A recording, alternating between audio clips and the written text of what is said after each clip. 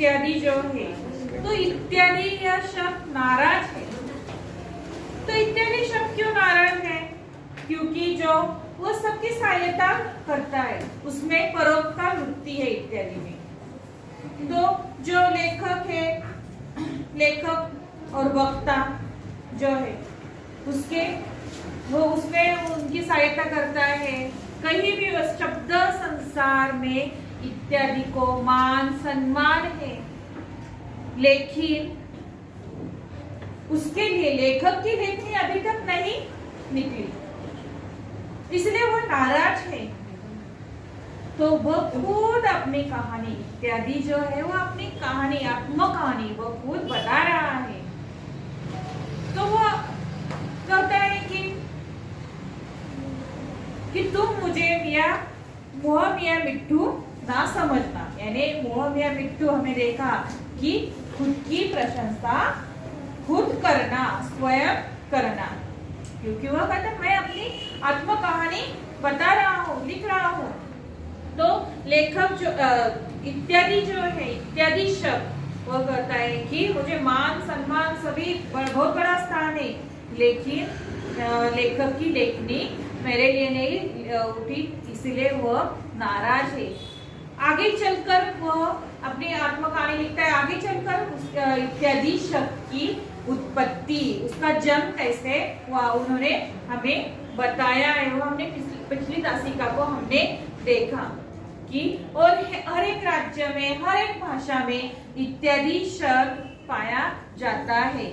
और जो बहुत से, यानी जैसे हमारा जो समाज, मनुष्य समाज में बहुत से लोग हैं वो मान का स्थान पाने में गर्व समझते हैं, उसी प्रकार ये जो शब्द समाज है, शब्द संसार है, जो इत्यादि है, तो वह कहा उसे मान मिले ना मिले निस्वार्थ भाव से वो वहां जाता है। तो बहुत से जो शब्द है वह उन्हें जो मान का स्थान नहीं मिला, तो वह क्या करते हैं, नाराज होकर वहां से निकल पड़ते हैं। और वह उन्हें तो यह इत्यादि है, उसमें जो वृत्ति है परोपकार वृत्ति है, वह कहाँ भी वह जाता है, हर एक की वो मदद करता है। और अमीर के यहाँ जाता है, गरीब के यहाँ जाता है, पंडित के यहाँ जाता है, सबकी वो सहायता करता है, मदद करता है। कहीं भी आने जाने के लिए वो मान हानि नहीं समझता, अपमानित नहीं होता। तो अन्य शब्द जो है उनमें यह गुण नहीं है। वो कहीं भी बुलाने पर आने जाने के लिए वह गर्व महसूस करते हैं, आदर का स्थान चाहते हैं, और आदर का स्थान नहीं मिला तो वह निकल पड़ते हैं, उठकर रूठ भागते हैं। तो इसीलिए मुझमें यह बात नहीं है, इसीलिए मैं सबका क्या हूँ, प्यारा हूँ। तो परोपकार और दूसरों का मान रखना, यह तो मानो मेरा क्या है, कर्तव्य है। परोपकार वृत्ति जो यह इत्यादि शब्द में, परोपकार शब्द संसार में इत्यादि का स्थान, उसे मान सम्मान है। और इत्यादि शब्द की परोपकार वृत्ति, जो परोपकार यानी सहायता करना, अच्छा करना, दूसरे की भलाई करना, संकट में मदद करना, जो संकट में है उसकी सहायता करना, बड़े बुजुर्ग जो है, पीड़ित जो लोग है उनकी मदद करना। तो यह जो परोपकार भाव इत्यादि शब्द में है। और जो परोपकार यह शब्द जो है, पर और उपकार, यह जो दो शब्द है पर और उपकार, इनके मेल से यह परोपकार शब्द बना है। तो यह परोपकार वृत्ति इत्यादि में है। तो हम देखते हैं यह परोपकार भाव तो मानव समाज का धर्म है, मानव का सबसे बड़ा धर्म है परोपकार वृत्ति। जैसे हम जो निसर्ग है, प्राकृतिक है, जैसे सूरज हमें प्रकाश देता है, चंद्रमा हमें शीतलता देती है, जो मेघ वर्षा हमें जल देती है, तो देखिए वह खुद के लिए वह रखती नहीं, संभल कर रखती नहीं, वह हमें जल देती है, तो वह हमेशा दूसरों की भलाई करती है।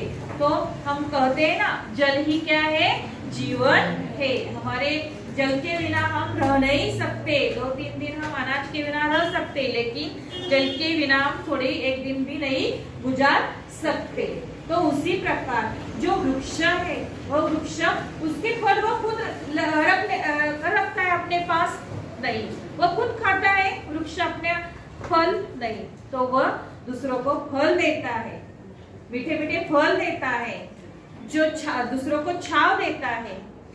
तो ऐसे बहुत से उदाहरण हम देख सकते हैं। तो उसी प्रकार महापुरुष जो है, जो जीवन में परोपकार के कारण ही वह महान बने हैं। उसी प्रकार हम संत का उदाहरण ले सकते हैं। संत जो है परोपकार के लिए वह अपना सब कुछ त्यागते, इसलिए वह क्या कहते हैं, संत कहलाते हैं।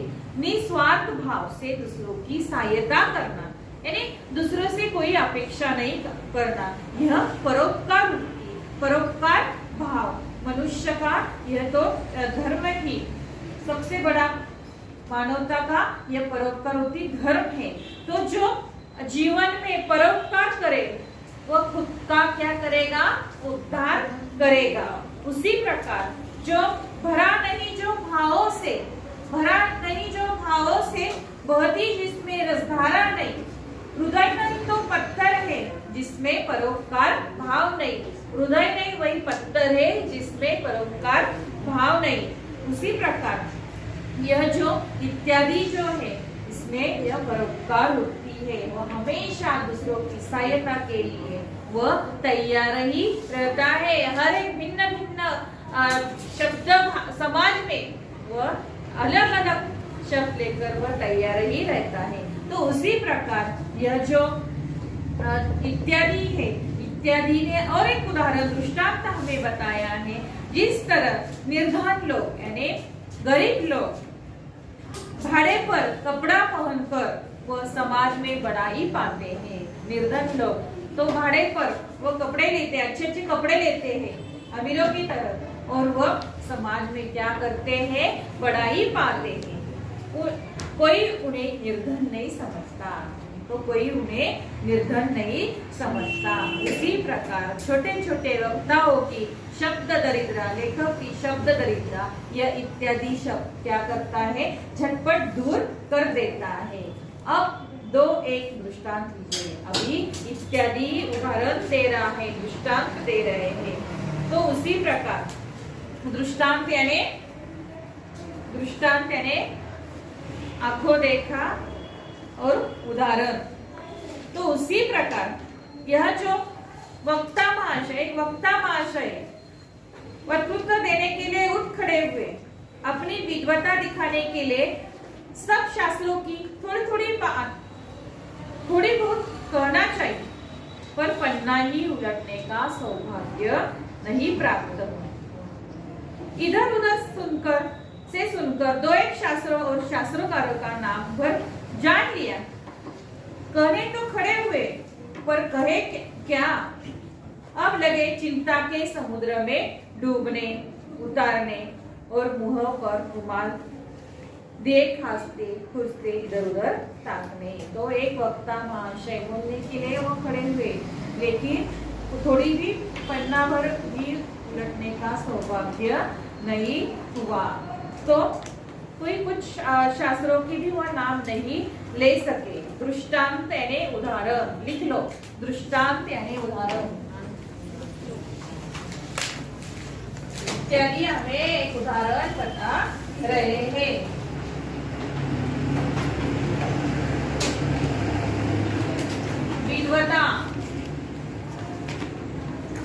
विद्वता यानी पंडिताई,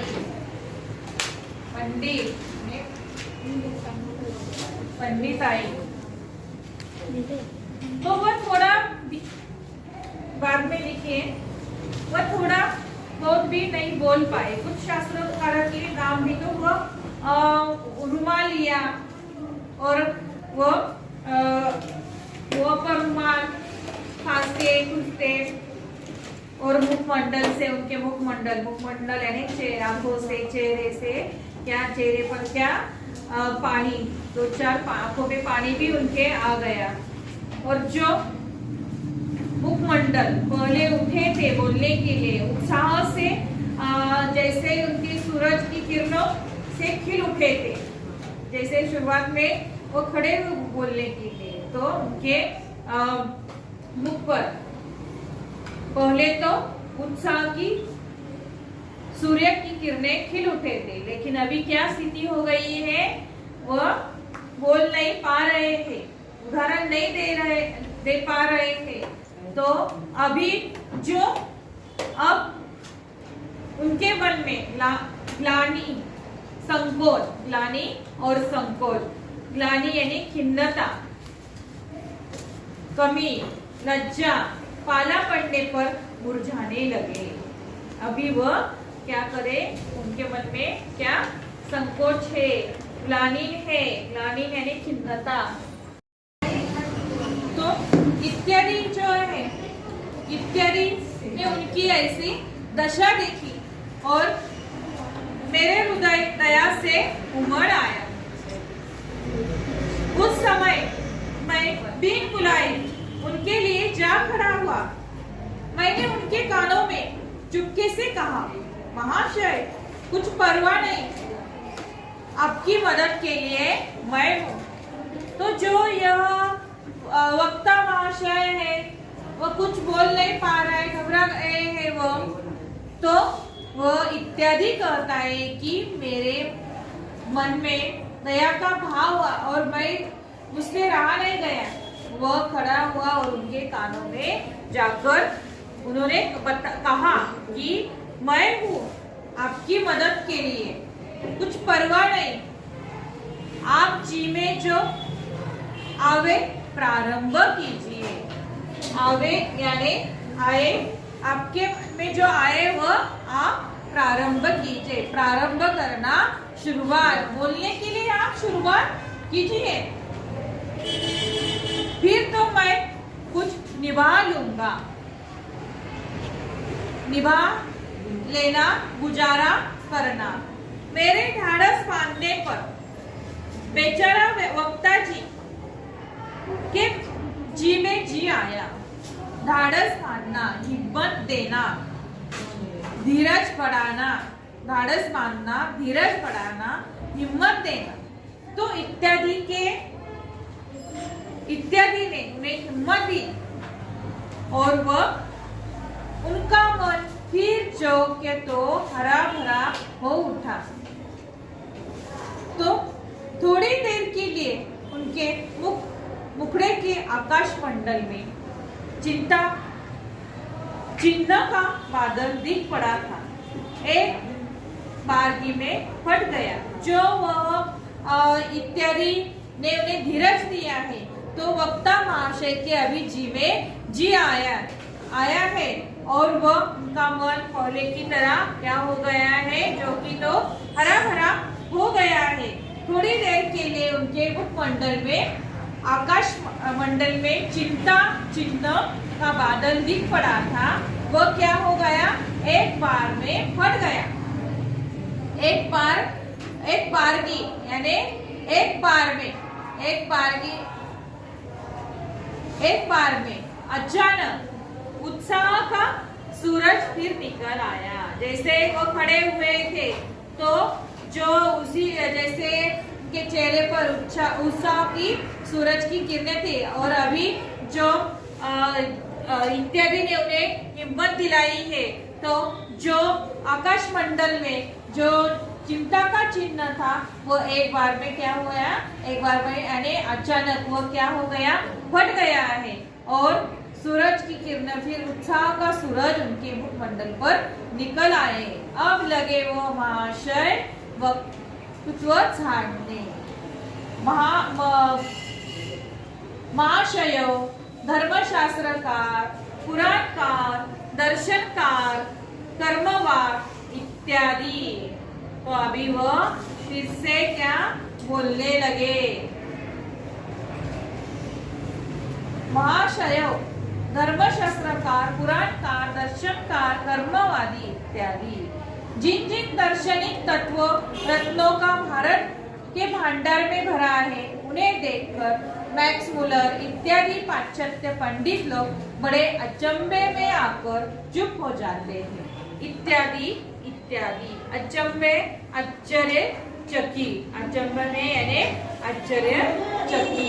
अभी वह महाशय वक्ता महाशय बोलने लगे, क्योंकि अभी वह उदाहरण देखकर क्या कर रहे हैं, इत्यादि शब्द का प्रयोग कर रहे हैं। इत्यादि इत्यादि उदाहरण देकर, तो इत्यादि शब्द का प्रयोग जो किया जाता है उदाहरण देने के लिए, उसके आगे कुछ याद न आए तो हम इत्यादि शब्द का प्रयोग हम करते हैं। तो उसी प्रकार वक्ता महाशय का यह दृष्टांत इत्यादि ने हमें बताया है। उसी प्रकार सुनिए और किसी एक समालोचक महाशय, समालोचक यानी समालोचना, समीक्षा करने वाला, आलोचना करने वाला समालोचक महाशय और किसी ग्रंथकार के साथ बहुत दिनों से मनमुटाव चल रहा था। मनमुटाव वैमनस्य, समीक्षा पुस्तक की समीक्षा करने वाला और ग्रंथकार जो है, इनमें क्या चल रहा था, मनमुटाव। मनमुटाव यानी वैमनस्य, मनमुटाव यानी वैमनस्य। तो देखिए उनकी बात, तो जब ग्रंथकार की कोई पुस्तक समालोचना के लिए समालोचक साहब के आगे आई, तब वे बड़े प्रसन्न हुए। लेकिन यह दाव तो वह बहुत दिनों से ढूंढ रहे थे, दोनों में वैमनस्य था, शत्रुता थी। तो यह समालोचक जो है समालोचना के लिए बहुत दिनों से वह क्या, यह दाव ढूंढ रहा था। दाव यानी अवसर, दाव यानी अवसर। समालोचना, समालोचन शाब्दिक अर्थ है अच्छी तरह देखना, गुण दोष का किया जाने वाला विवेचन। साहित्य कृति के संबंध में की गई आलोचना, गुण दोष संबंधी कृति का विवेचन। पुस्तक समीक्षा, किसी पुस्तक की विषय वस्तु, शैली तथा अन्य विशेषताओं का विश्लेषण। प्रकृति करते हुए उसकी साहित्यिक समालोचना करना पुस्तक समीक्षा कहलाता है।